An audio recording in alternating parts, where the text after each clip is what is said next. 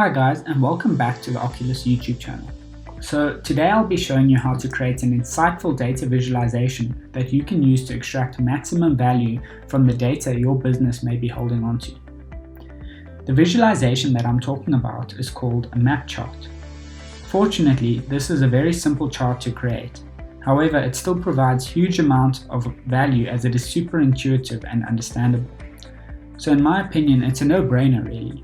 If you have the relevant data, then a map chart is a must-have for any dashboard. So you may be wondering when to use a map chart. Well, one of the best scenarios to use a map chart is when your data contains either a country, province, state, or similar column. Basically anything that can be used to associate a record to a real-world geographical location.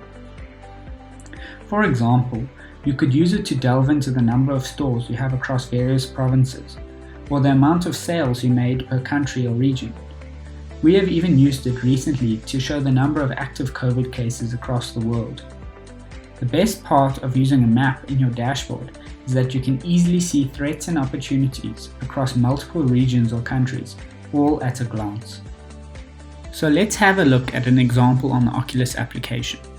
The dataset that I will be using today contains the total number of Blockbuster video stores across the US in the years 2000, 2010 and 2020.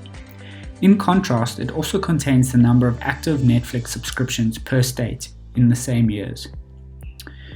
We have used this example as it can quickly show you how trends can decline or accelerate over a period of time, and how having the right data analytics software in place allows you to easily see growing trends or risks in your business.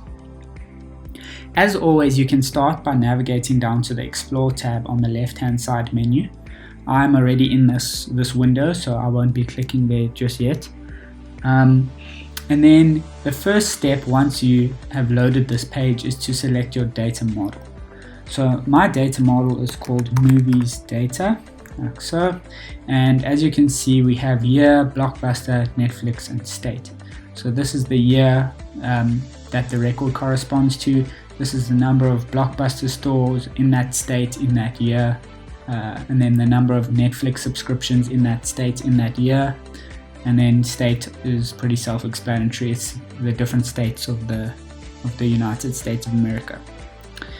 Okay, so we can begin by dragging Blockbuster over to measure. We'll leave that as sum because we want the total number of stores, and then we can group by state like so. Now by default it's going to load it as a bar chart, so we can click the map visualization option over here, and it's going to look blank at first, but that's because we haven't told it which part of the world to use. So you can head over to the chart settings and then go down to chart type. Apartments is a custom map that I've created, and that's why nothing gets plotted here, because obviously apartment is not a real location on the world. So we can scroll down here and select USA because we know our data is based on USA geographical data, and if I click that you can see that the map loads here. It's rather small, so we can zoom in like so, and then let's just go through some of the other settings in case you're wondering what some of them do. So name field is essentially whatever you're grouping by. This should be set by default, and value field will also be automatically set for you, so you shouldn't have to change these two, but in the event that you do, value field is what you're measuring, so in our case it's the number of Blockbuster stores or our Blockbuster column, and name field is what you're grouping by, which is our state column. Then map attribute link is essentially your GeoJSON attribute that corresponds to your categories. So 99% of the time it's name, so you don't have to change this. But if it is something else, then you do have these options. Now, color palette is the colors you want to use in your chart. I actually created a color palette for this video called Blockbuster. It's also blue, so the chart won't change too much. As you can see, it just went slightly lighter. But then obviously when I want to do this for Netflix, I'm going to use the Netflix palette, which is red. So let's just change this back to blue.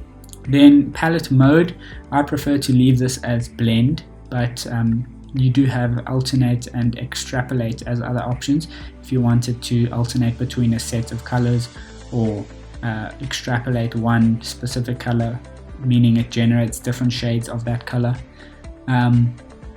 Then color group buckets is the number of color grades, if you want to call it that you will see in your legends. Show legend, this obviously hides or shows your legend like so. Then zoom enabled, that allows you to zoom in and out. Panning enabled allows you to move up and down and left to right.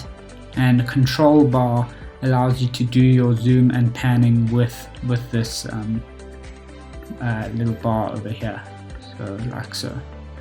I prefer to turn off zoom like so, and turn off panning, and turn off control bar. So my map is static now, and then I manually set the zoom factor and the map center, just to stop the map from moving around too much, especially when you've got a relatively simple map like this. Obviously, if you have the entire world as a map, then maybe you want to keep your panning and your zoom enabled. Or if you have a greater level of detail, say like you have the counties within the states as well, then maybe you want to put zoom enabled so that you can then zoom in onto those counties. But my map is rather simple, so I'm going to disable those. And then I can set my zoom factor manually like so. As you can see, it zoomed in a little bit there. I'll leave the map center as that. And then the rest of these are pretty self-explanatory. They're not going to change your chart so much. But yeah, you can fiddle around with these if you do have any further requirements. And if you don't know what they do, then feel free to contact us, and I'm sure we'll be able to help out. So I've actually created a dashboard to showcase the insights that we could get from this case study. And if you have a look at this line chart, we can see that the number of Blockbuster stores were at their peak in the year 2000, and then declined all the way down to 1 store remaining in 2020. Netflix, on the other hand, started at 0 subscriptions in the year 2000 and had a slight increase between 2000 and 2010, and then a major increase from 2010 to 2020 with around just over 3 million subscriptions. Now, if we look at the map charts, we can see for Blockbuster that between the year 2000 and 2010, California, Texas, New York, and Florida were all our big contributors to the number of stores. And then in 2020, we have no stores remaining in every state except Oregon. Netflix is almost the inverse of this. We start with 0 stores in the year 2000, and again we see the same pattern of California, Texas, Florida, and New York as the biggest contributors of the Netflix subscriber base. Now, if you're wondering why this is the case, it's most likely because if we had to look at the population spread of the US, you'll find that these 4 states are also the most highly populated states, and therefore more potential customers for both Blockbuster and Netflix. Okay, so that is all for today. If you enjoyed the video, please like and subscribe so you get all the latest updates regarding the OQLIS application. OQLIS, we empower you to make impactful decisions for positive change.